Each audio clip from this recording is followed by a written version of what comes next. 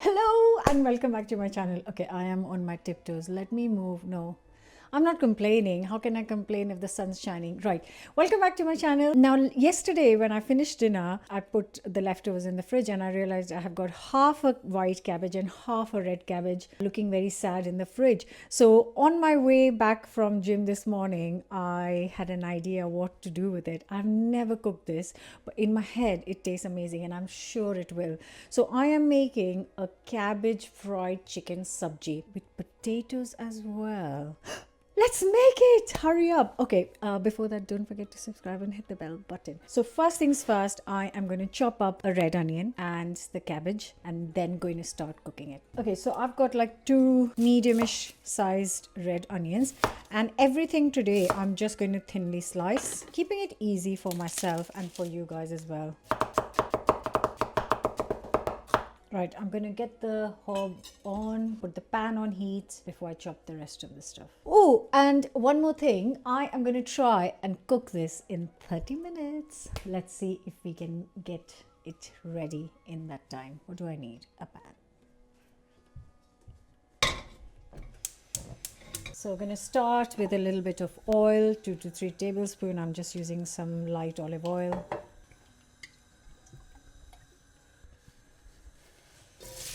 I am going to give this 5 minutes, which is going to give me enough time to chop up everything else on medium heat, not too high. Just going to slice up some garlic, 3 to 4 cloves.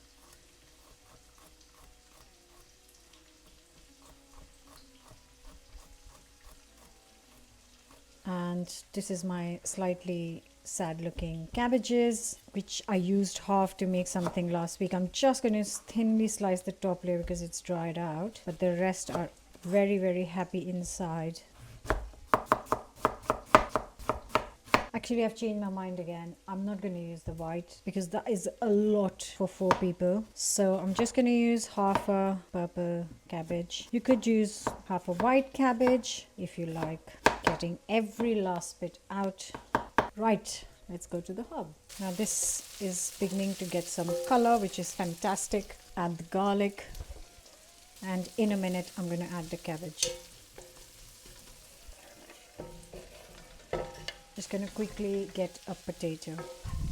I'm just going to chop 2 of them. I'm not peeling it today. So I've kept the skins on. You know, it does smell really lovely. I'm just going to add a couple of tablespoons of water and cover, and I'm going to give this 10 minutes on medium heat. I'm going to move this over here.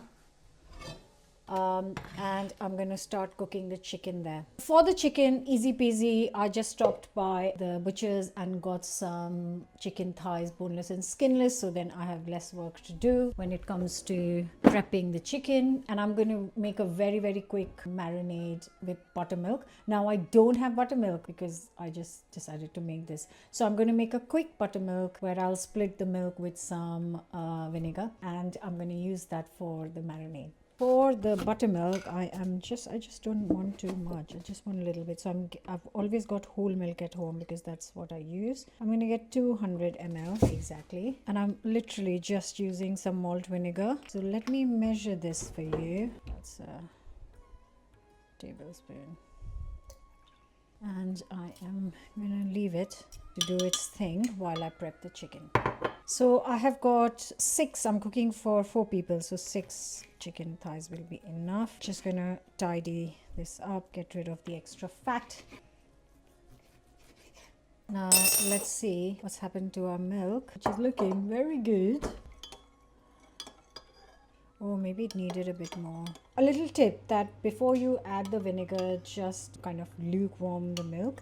You can see how it's completely split, and I'm just gonna add this to the bowl with some little things. Half a teaspoon of black pepper ground, half a teaspoon of chili, and I have got here a mix of salt and garlic powder. So half a teaspoon of each. If you're going to add separately, half a teaspoon of salt and half a teaspoon of garlic powder. And now just give it a mix. And I'm just going to add, I want not such big pieces, so I'm just going to halve the chicken thighs. So it'll give me 12 pieces. That'll reduce the cooking time as well.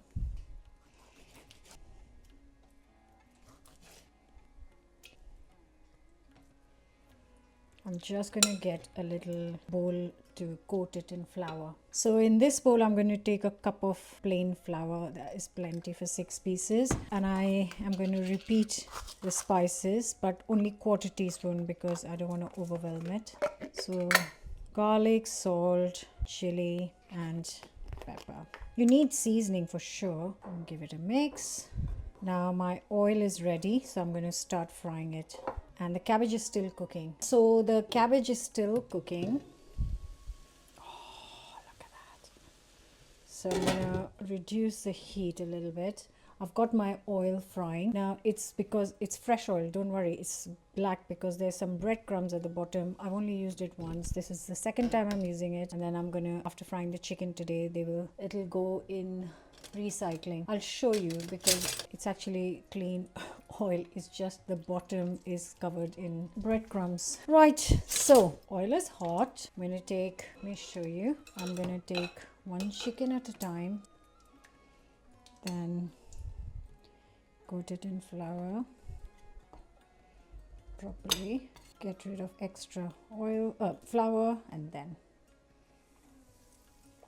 So I'm going to try and do 3 at a time.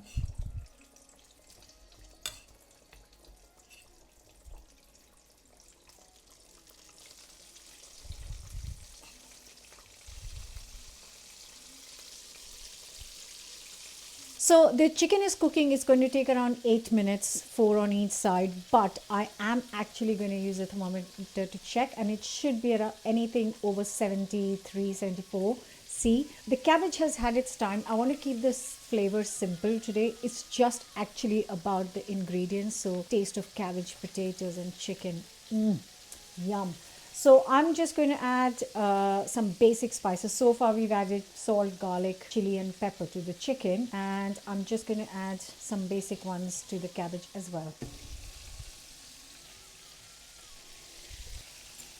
Oh, amazing. So what does it need? It needs a tiniest bit of sweetness. So I'm just going to add a little bit of honey. So that's literally 3/4 teaspoon. I don't want to make it sweet. Now we need some salt. So 1/2 teaspoon of salt. Need some chili, 1/2 teaspoon of chili. And while you're doing that, don't forget the chicken because this is ready to be turned over. I need a teaspoon of chaat masala, and that is all. Oh, that seriously smells insane. Just make sure that the potatoes are cooked. Oh, perfectly cooked. I'm going to turn the heat off.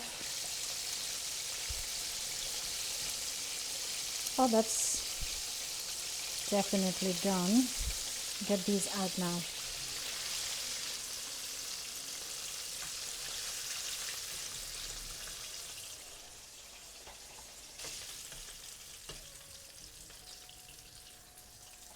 So I have got the chicken fried, I've got the cabbage cooked, and now I am going to serve it very slightly to normally how I serve it. So normally I would just mix it all up and serve in a big sharing bowl. But today I'm actually going to make individual plates, and I'll show you how I'm going to do that.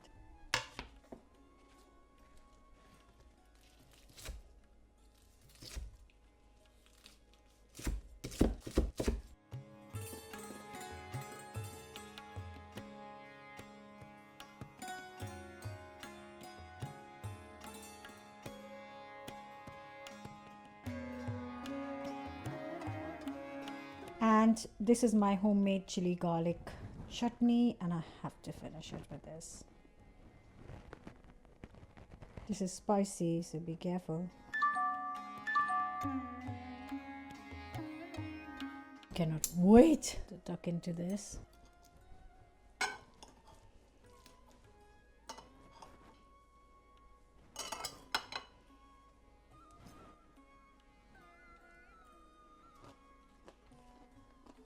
I love it. The cabbage is not that crispy anymore. You can cook it less if you want. I like al dente cabbage, but I don't want it salad-like, but I don't want it like completely mushy. This is perfect. The chicken is just lovely. Crispy on the outside, properly cooked, moist inside. The potatoes just add that creaminess with all the crunch. It's like all coming together. Beautifully is all what I'm trying to say. I need a bit more chili. You might not. Guys, please try this. I know it sounds mad. It's like, what are you saying? Red cabbage, potato, chicken. But it is delicious. Let me know your thoughts. Like, share, comment. And I'll see you back very soon for another new recipe. Bye for now. Can you see this?